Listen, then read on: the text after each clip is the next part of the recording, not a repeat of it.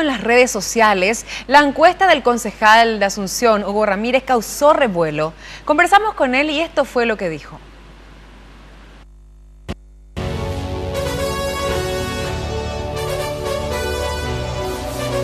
La consulta del concejal Hugo Ramírez era sencilla: ¿con qué tipo de vestimenta querrías que te represente ante la ciudadanía?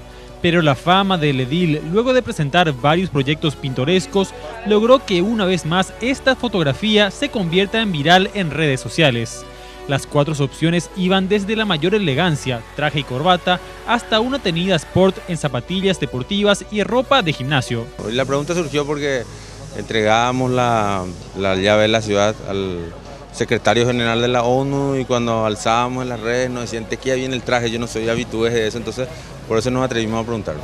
Varios internautas criticaron y se burlaron duramente del concejal, mencionando que debería ponerse a trabajar y arreglar las calles, en vez de estar posteando este tipo de fotografías. Criticó, se rió, nos retó, pero con todos interactuamos y después entendieron que es una pregunta que intenta hacer partícipe a la ciudadanía en todas las decisiones que uno pueda tomar. Al ser una persona pública, uno su vida privada casi no puede ni siquiera ocultarlo. Entonces la participación activa de la gente en todo lo que puede hacer la política o los actores de la clase política es fundamental. Pero luego de las críticas y las burlas, el inesperado experimento social demostró resultados, ya que el concejal logró definir cómo espera la ciudadanía que se vista para representarlos. A la gente le gusta que las autoridades estén serias, ¿verdad? Con traje, corbata, eso creo que es lo que la mayor cantidad de los usuarios de las redes sociales respondieron. Según pudimos apreciar, el concejal aún no ha puesto en práctica lo que aprendió de este experimento,